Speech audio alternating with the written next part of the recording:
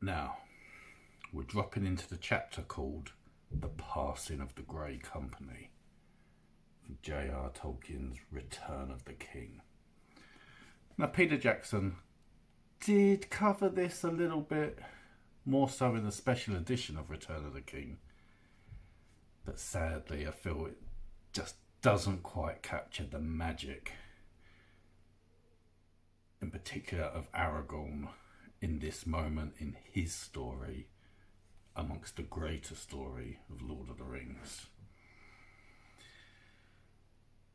The light was still grey as they rode, for the sun had not yet climbed over the black ridges of the haunted mountain before them. A dread fell on them, even as they passed between the lines of ancient stones, and so came to the dim halt.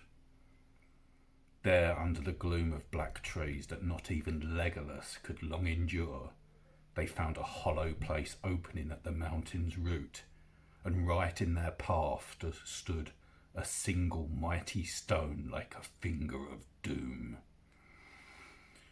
"Well, my blood runs chill," said Gimli, but the others were silent, and his voice fell dead on the dank fir needles at his feet. The horses would not pass the threatening stone until the riders dismounted and led them about.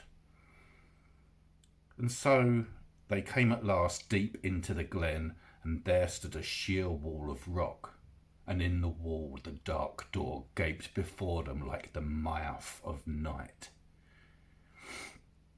Signs and figures were carved above its wide arch, too dim to read, and fear flowed from it like a grey vapour. The company halted, and there was not a heart among them that did not quail, unless it were the heart of Legolas of the Elves, for whom the ghosts of men have no terror. "This is an evil door," said Halbarad, "and my death lies beyond it. I will dare to pass it nonetheless, but no horse will enter. But we must go in, and therefore the horses must go too," said Aragorn. "For if ever we come through this darkness, many leagues lie beyond, and every hour that is lost, there will bring the triumph of Sauron nearer. Follow me." Then Aragorn led the way, and such was the strength of his will in that hour that all the Dunedain and their horses followed him. And indeed the love that the horses of the rangers bore for their riders was so great that they were willing to face even the terror of the door if their masters' hearts were steady as they walked beside them. But Arod, the horse of Rohan, refused the way, and he stood sweating and trembling in a fear that was grievous to see. Then Legolas laid his hands on his eyes and sang some words that were soft in the gloom, until he suffered himself to be led, and Legolas passed in, and there stood Gimli the dwarf left all alone. His knees shook, and he was wroth with himself. "Here is a thing unheard of," he said. "An elf will go underground, and a dwarf dare not." With that he plunged in.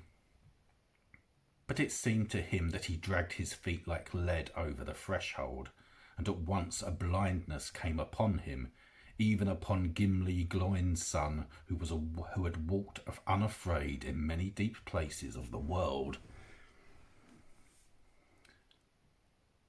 Aragorn had brought torches from Dunharrow, and now he went ahead bearing one aloft, and Elladan with another went at the rear, and Gimli, stumbling behind, strove to overtake him. He could see nothing but the dim flame of the torches, but if the company halted, there seemed an endless whisper of voices all about him, a murmur of words in no tongue that he had ever heard before.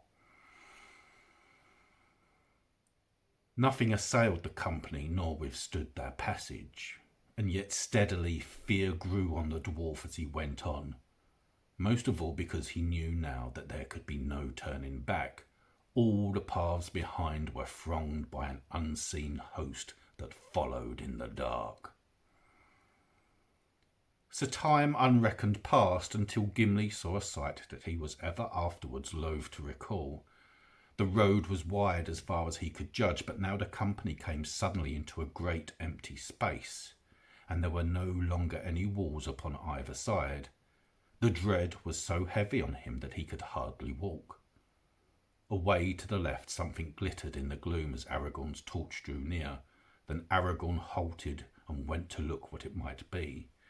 "Does he feel no fear?" muttered the dwarf. In any other cave, Gimli Gloinson would have been the first to run to the gleam of gold, but not here. Let it lie. Nonetheless, he drew near and saw Aragorn kneeling, while Elladan held aloft both torches. Before him were the bones of a mighty man. He had been clad in mail, and still his harness lay there whole, for the cavern's air was as dry as dust, and his hauberk was gilded. His belt was of gold and garnets, and rich with gold was the helm upon his bony head, face downward on the floor. He had fallen near the far wall of the cave, as now could be seen, and before him stood a stony door closed fast. His finger bones were still clawing at the cracks. A notched and broken sword lay by him, as if he had hewn at the rock in his last despair. Aragorn did not touch him, but after gazing silently for a while he rose and sighed. "Hither shall the flowers of Cymbeline come never unto world's end," he murmured. 9 mounds and 7 there are now green with grass, and through all the long years he has lain at the door that he could not unlock. Whither does it lead? Why would he pass? None shall ever know. "For this is not my errand," he cried, turning back and speaking to the whispering darkness behind. "Keep your hoards and your secrets hidden in the accursed years. Speed only we ask. Let us pass and then come. I summon you to the stone of Erech." There was no answer, unless it were an utter silence more dreadful than the whispers before. And then a chill blast came in, which the torches flickered and went out, and could not be rekindled. Of the time that followed, 1 hour or many, Gimli remembered little. The others pressed on, but he was ever hindmost, pursued by a groping horror that seemed always just about to seize him. And a rumour came after him like the shadow sound of many feet. He stumbled on until he was crawling like a beast on the ground, and felt that he could endure no more. He must either find an ending and escape, or run back in madness to meet the following fear. Suddenly he heard the tinkle of water, a sound hard and clear as a stone falling into a dream of dark shadow. Light grew, and lo! The company passed through another gateway, high-arched and broad, and a rill ran out beside them, and beyond, going steeply down, was a road between sheer cliffs, knife-edged against the sky far above. So deep and narrow was that chasm that the sky was dark, and in it small stars glinted. Yet, as Gimli after learned, it was still 2 hours ere sunset on the day on which they had set out from Dunharrow, though all of them that he could then tell it might have been twilight in some later year, or in some other world.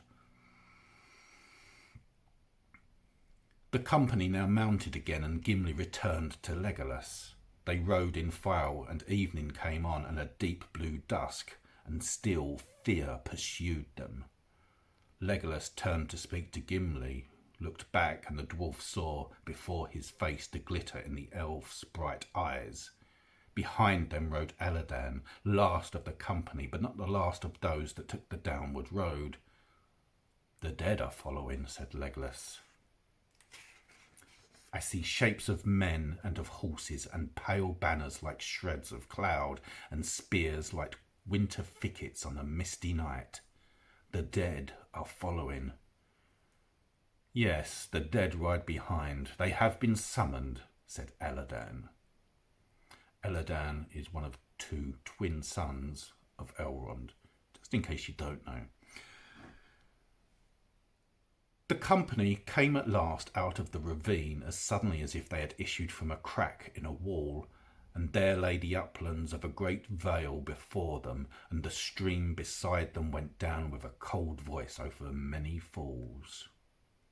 "Where in Middle-earth are we?" said Gimli, and Elladan answered, "We have descended from the uprising of the Morfond, the long Tuel river that flows at last to the sea that washes the walls of Dol Amroth.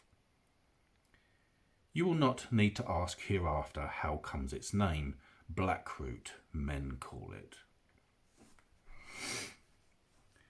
The Morfond Vale made a great bay that beat up against the sheer southern faces of the mountains. Its steep slopes were grass-grown, but all was grey in that hour, for the sun had gone, and far below lights twinkled in the homes of men. The vale was rich, and many folk dwelt there. Then without turning, Aragorn cried aloud so that all could hear, "Friends, forget your weariness. Ride now, ride!